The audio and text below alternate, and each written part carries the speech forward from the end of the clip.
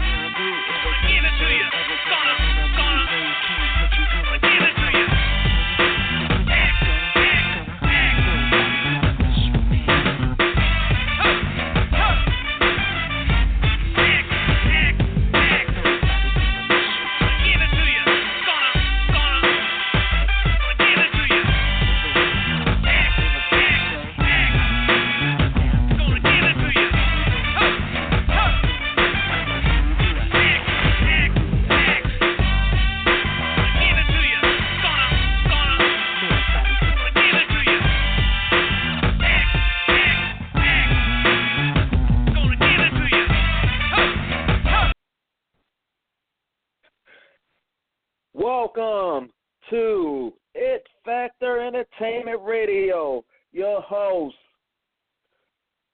Yeah, you're the host, the true host of the show, Wayne Benitez. I'm flying solo today because Tommy Two Chips is out with a flu. So, ladies and gentlemen, we got a special guest on here. He's a legend from Arrested Development. Give it up for Speech.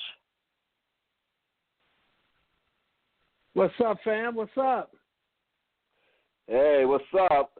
Hey, Speech, welcome to It Factor Entertainment Radio, my brother. Nice, nice. It's good to be on here, brother. How y'all doing? Doing good. Can't complain at all. Yeah. Good. Love that. Yes.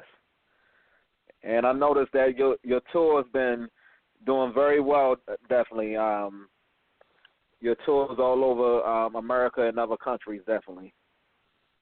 Yeah, man. We've been literally traveling the whole world. We've been throughout Australia. We brought the New Year in Japan. Went to New Zealand, Europe, all throughout Europe, France, Germany, UK, Ireland, just all over the place. It's been great. This year, we're starting off mellow, which I like. I'm just at home, working on other projects. You know what I mean? Yes, I definitely know what you mean. Yes. Who was your influence when before starting Arrested Development? Before we started AD, I would say people like Run DMC, LL, Cool J, Treacherous 3, Grandmaster Flash, Sugar Hill Gang, Mantronics, stuff like that, Soul Sonic Force, Africa Bambaataa. But then, once we had started Arrested Development, there was groups like, of course, Public Enemy and De La Soul, the Jungle Brothers, Tribe Called Quest, and, Moni Love, and Salt and Pepper. All of that influenced us and inspired us, stuff like that. Yes. And can you tell me about Mr. Window? Yeah, that's one of our big. In fact, I think it's our biggest song to date, and it's one of those tracks where it was really a true story. We were before we blew up, at least we were chilling out at the studio all the time, and homeless people would come through. It's on Edgewood. Our studio back then was on Edgewood in Atlanta, and homeless guys would come through and we would invite them in. We hang out. We just build and talk about life, politics, women, everything. And, we really had good friendships with these brothers. And, so I was just inspired to write a song about them because they had a very free mindset. They wasn't trapped by all the trappings that a lot of us are trapped by in the world. They were very off the grid, and they could see humanity for what it was, and they saw value in things that we a lot of times don't see value in, and vice versa. They saw trash as things that a lot of times we look at as so valuable. So I was just amazed at their whole energy. And so yeah, Mr. Window is like a dedication to that whole experience. Yes. What was it like winning 2 Grammys also for the first time? It was crazy. You know what I mean? You grow up watching the Grammys, or at least I did. I grew up watching the Grammys. It was a dream, just to be on that stage, period, and to even be in the crowd. So for us to not only be in the crowd, not only be nominated, but then to win our first Grammy ever off our first album, and then to win another Grammy, and especially Best New Artist, was just amazing. We really was just blown away. It was surreal. It was like a dream. You know what I mean? And not only that, a lot of these, a lot of the award shows happen in the same season. So, like, we was doing a lot of award shows. So the Grammys was just the top of the heap.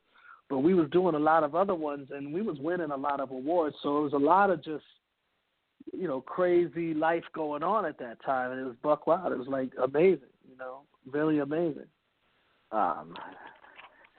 Definitely. I still remember that day when I was watching the Grammys, and it was one of those moments also to see a well-known African-American group when making history, getting a Grammy also from the hip-hop industry, definitely. Yeah, we felt great about it, because for us, our music is revolutionary. It's not light music in a sense. It's like, listen to what we're talking about, what I'm writing about, and generally speaking, it's on some pretty revolutionary, let's change things type of subject matter. So, for that to get recognized on that level was cool. And I was really proud of, the role that we play in hip hop. And especially at that point, I was just very proud of that. And just, and I knew that it was a big achievement for us as Black people because, the music was diverse and it celebrated our ancestors. It celebrated, uplifting us and, talking about all of those things. And that's, when that gets a Grammy, that's a good look. Yes, definitely a powerful statement. And what you had in Tennessee also told a good story also, the song Tennessee also. Oh, yeah, definitely, man. The Tennessee will forever be one of my most important records. And I was born and raised in Milwaukee, Wisconsin, but I would spend all my summers in Tennessee with my grandmother. And so my grandmother passed away of a heart attack, and so the whole family went down to Tennessee to celebrate her life. And my brother was there. I had an older brother, Terry, who's 7 years older than me, and he was there. And, my mom, dad, everybody was there. And then my brother Terry died that same week. And it just tore us up, man. And it tore me up. And the last place I saw both of them was in Tennessee. And so that was like our first single. It was spiritual. It was, everything about that was timely. I always felt like when people pass away, they leave you with something that you can take. They leave you with a gift, and whether it's something spiritual or personality-driven or anything. So my brother and grandmother left me with an amazing gift, and that was the success of my dreams, and Arrested Development. So it was amazing. Yeah, definitely one of those greatest songs, definitely that take you to another place, basically. Yeah, man, definitely. I mean, and people love it. I mean, we dropped that in 91, so, like, gosh, you know what I'm saying? That's been a minute from now, almost 30 years. So, for fans to still get into it the same way they did back then, like, it literally feels like I'm time traveling sometimes. When we do live shows, it's so hype, it's so right, that it feels like we're still rocking back in the 90s. So, like, that's the kind of love we get when we do live shows. So it's like, it feels amazing to hear that music. And it still holds the test of time, too. Like, people love it. And they actually, young people miss it. They like, man, I wish I was born in that era where I could get that kind of lyricism and that type of vibe, So it's really cool. Right. Definitely one of those times that had basically music that is front of hip hop, basically.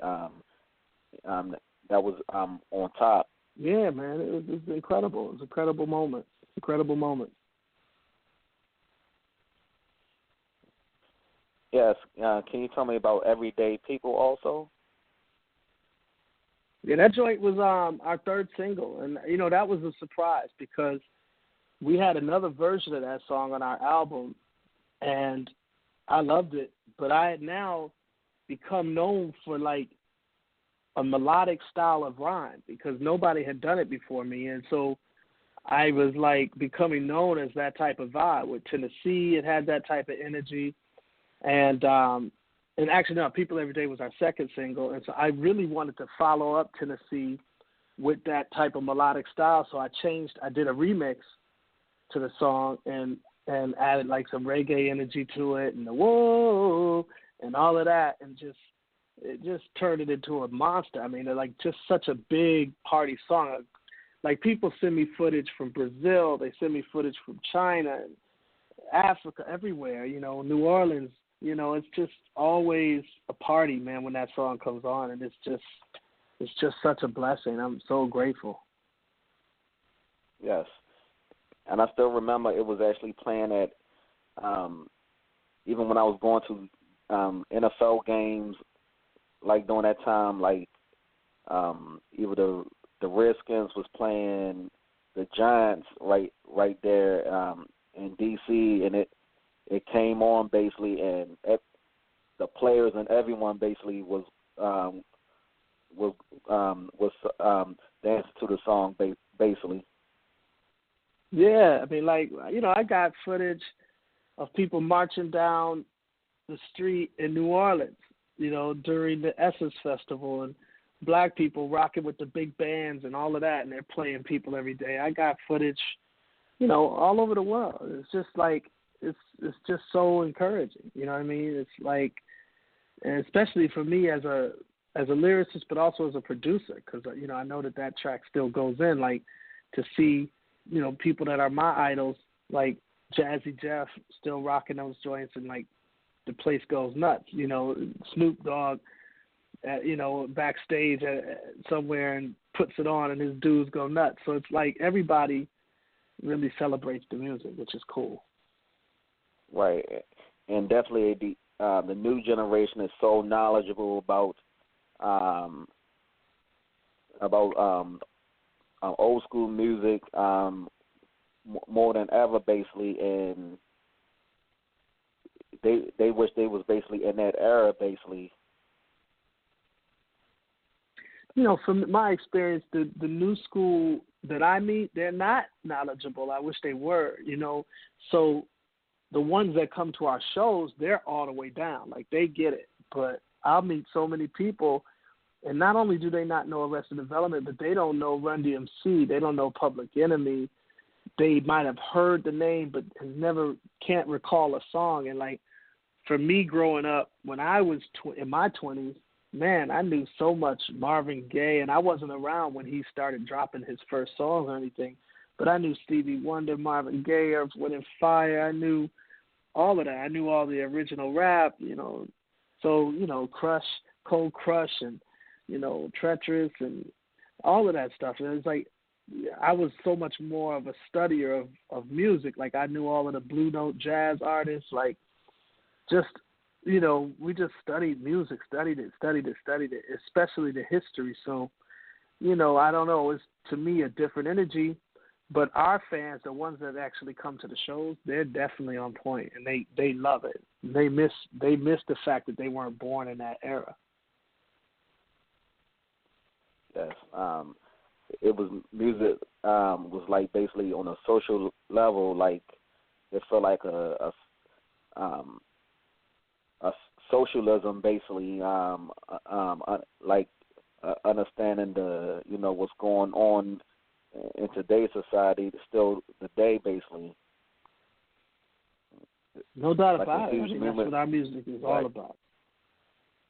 Exactly. And what are your memories of Baba OJ? Oh, man, we miss that brother so much. Baba's a unique man. He's not like most men that you see, and he died at age 86, 87, and, he was the kind of had a young spirit but an old body. He was very lively. He loved to roller skate. He loved to party. He loved women. He loved, he was spiritual, but he was crazy. He reminded me of, your down south elder. You know, he cussed you out in a minute, but he also was very introspective and deep when he wanted to be. So it was like very, I don't know, it's a certain type of spirit that you just don't see every day. And the fact that he would hang out with young people and be willing to share his knowledge with anybody who would ask, or even if you didn't ask, it was just a different type of spirit, man. And I really, for me, I'm saddened by the world not knowing that generation as much as they should, because when that generation dies, you know, he's passed away. He passed away the day after my birthday last year.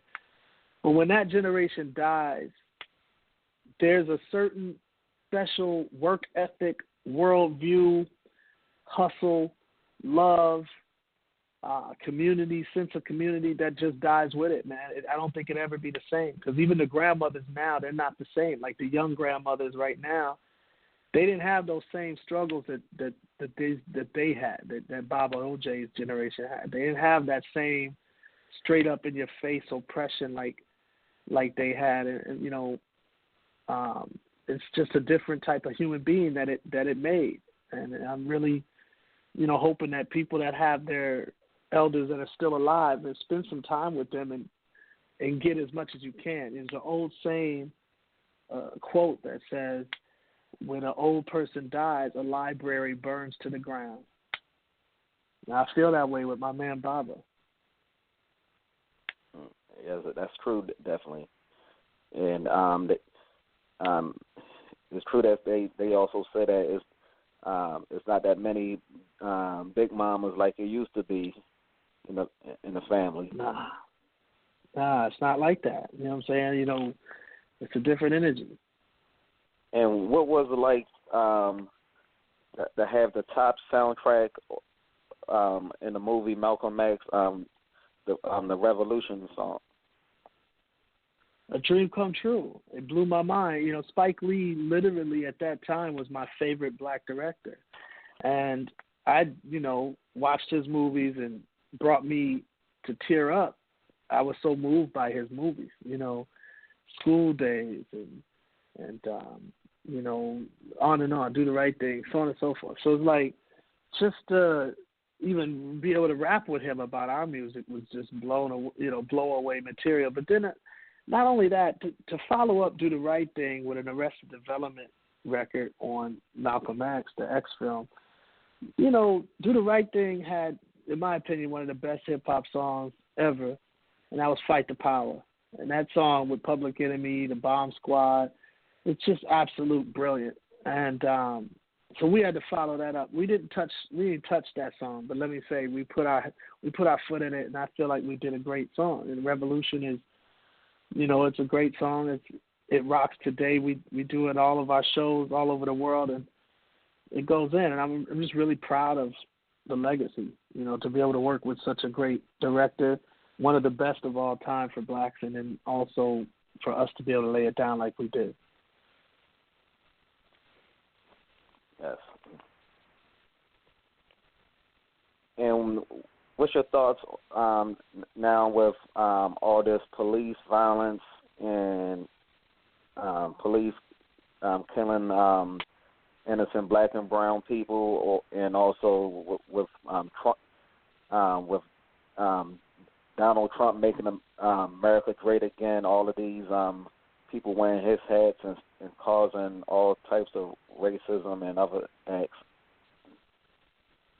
Man, the police violence, I'll start with that. It literally made me cry, man. I mean, just to see the senseless killings and to see the hatred that America has been taught to have towards its own citizens, black people, it's absolutely senseless and diabolical. And with each killing, I mean, it would just tear me apart because you could see it on film. It's not like we thought somebody killed somebody unjustifiably.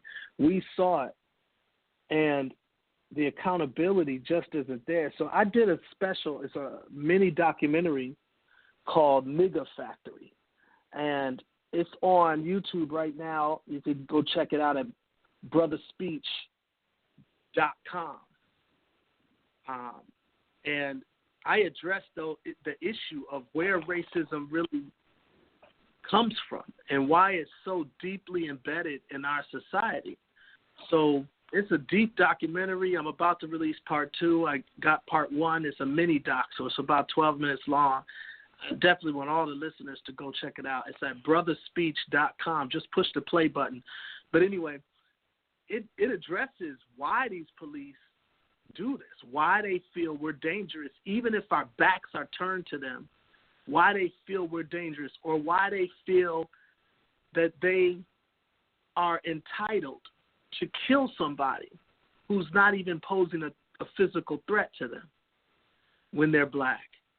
It goes into some very deep mentality conditioning that we really have to be aware of, and we have to start to dismantle it because our kids' lives and our lives are at stake.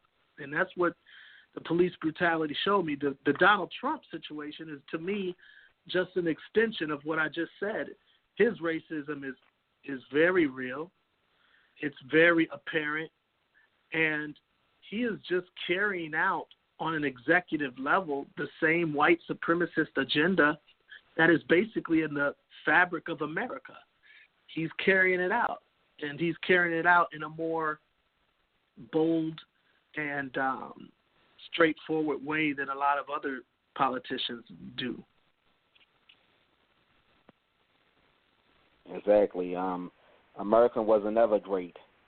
And no, not at all. I mean, America really has to humble itself, and the people of America who say that it was great at any point, it's only because of their ignorance that they say that. They must not be aware of, or they're purposely not aware of, the evil and the atrocities that were happening throughout this country's history that still have to be rectified and redeemed. Exactly. Yes, definitely Black Lives Matter every day, all day. And see, it's funny, like for us, I agree, first of all. And then second of all, for us to even have to say Black Lives Matter, like that's an obvious thing. That should have been established when America was basically founded in 1776 and Thomas Jefferson was saying all men are created equal. And the truth is, we should have known it even before that. But the reality is even when he was saying that, he had 175 slaves. He wasn't treating them in any way like humans. And it's always been a hypocrisy. So for us to even have to say Black Lives Matter in 2017 and 18 and 19, it's like, it's crazy. It's absolute insanity. And our white brothers and sisters in this world have to really examine what they are missing as far as their own history and the evil atrocities that have happened from their people, and start to dismantle it and get it out of their system. Yes, that is so true, definitely.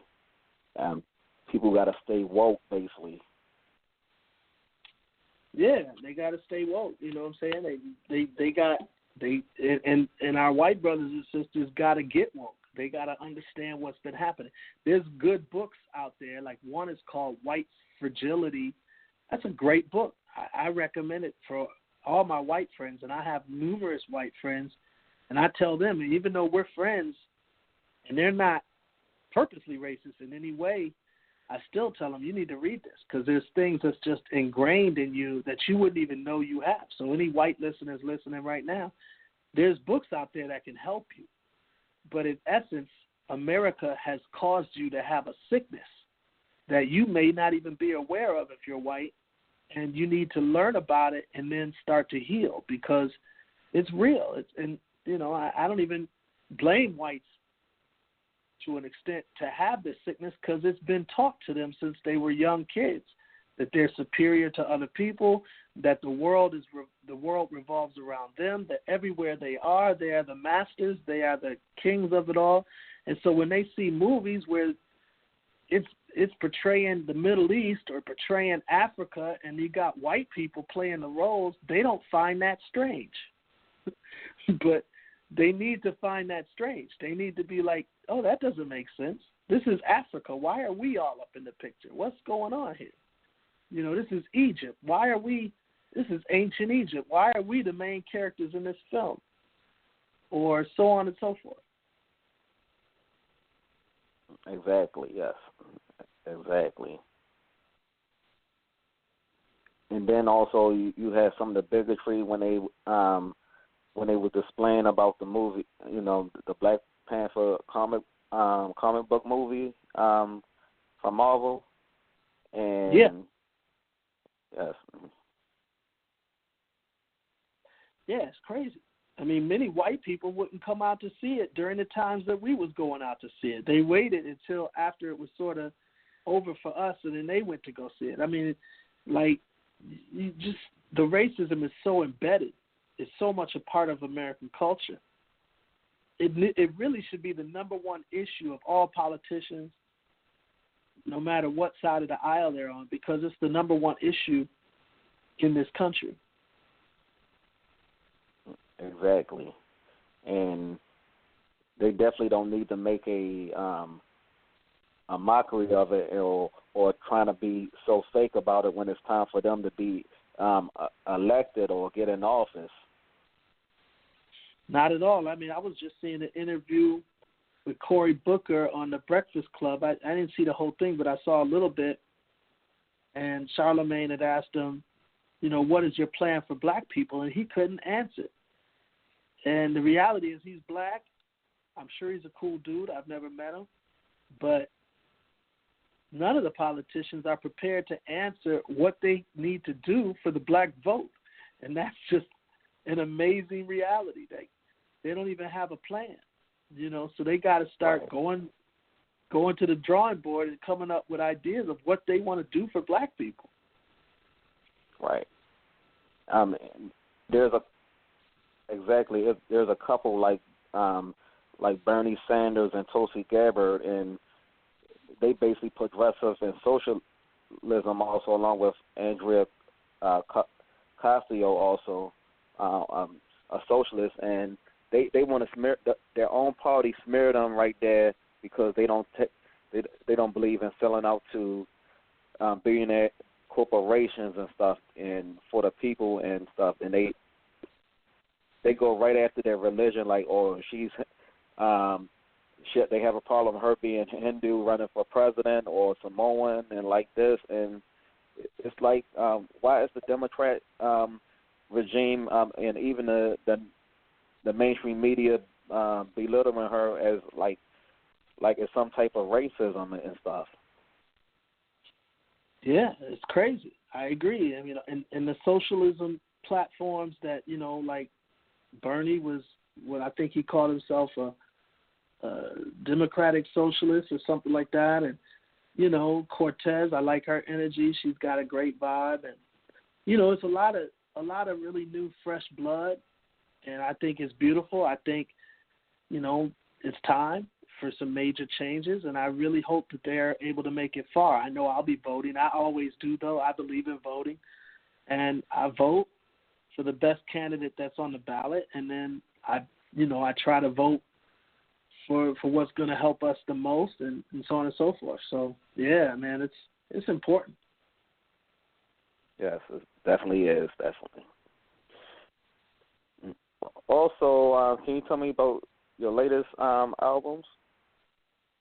Yeah, we've been dropping music consistently since 2000, so we got some really incredible music. It's absolutely amazing, and you know, we tour the world with it. I mean, we sell out joints all over the world, so the world is already up on it, but America needs to get up on it, and this is home for us, so it's ironic, but it's the real deal. And we got a new album we just dropped called Craft and Optics, and it's banging. I love it. It's totally different than a lot of the stuff you're hearing right now, but that's what we wanted to do. That was on purpose. It's you know, it's just a great record. I feel like it's just got a great energy. Yes. definitely. And what you have to think about, what you have to say about the new generation of artists like Migos and etc.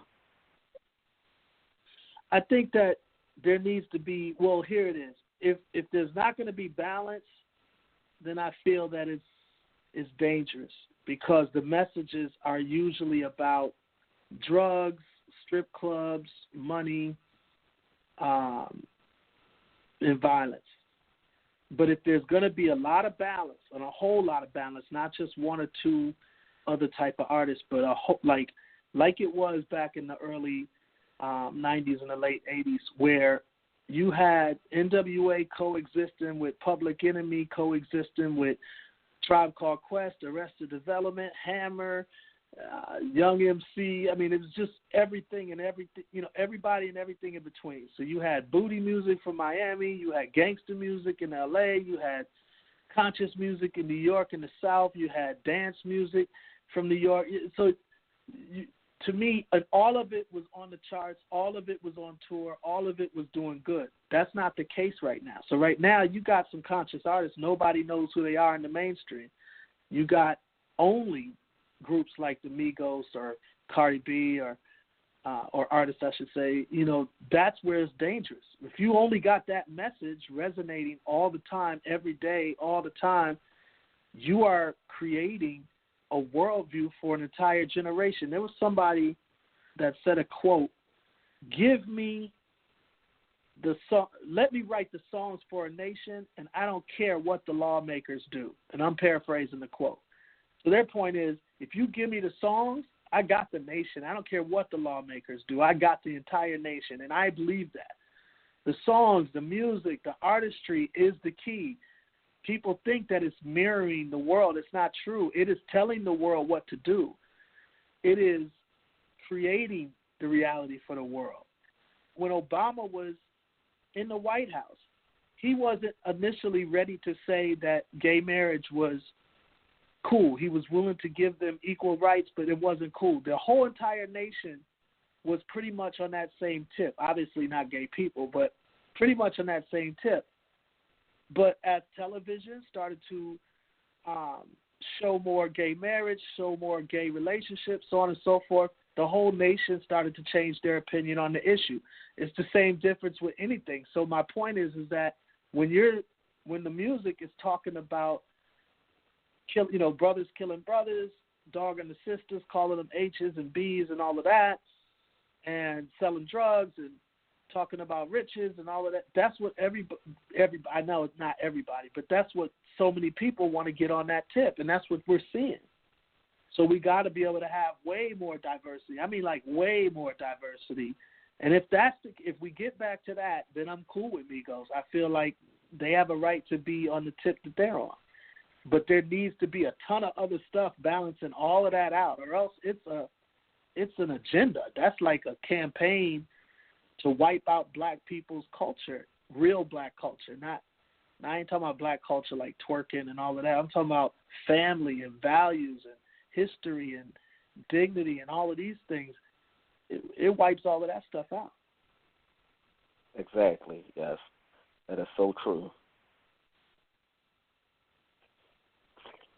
Yes. Speech, we're about to run out of time here at Ed Factor Entertainment Radio. You can come back anytime to the show, my brother. Yes. No doubt, man. Thanks for the love, and thanks for the push. We got that everything that people want to know about the Nigga Factory. My documentary is on brotherspeech.com, and so is the music. So, man, thanks a lot. All right. No problem, my brother. Ladies and gentlemen, that was two-time Grammy Award-winning Porter's artist speech of Arrested Development. If you want to download this, is right up at Facebook fan page at Wrestling It Factor Radio / It Factor Entertainment Radio,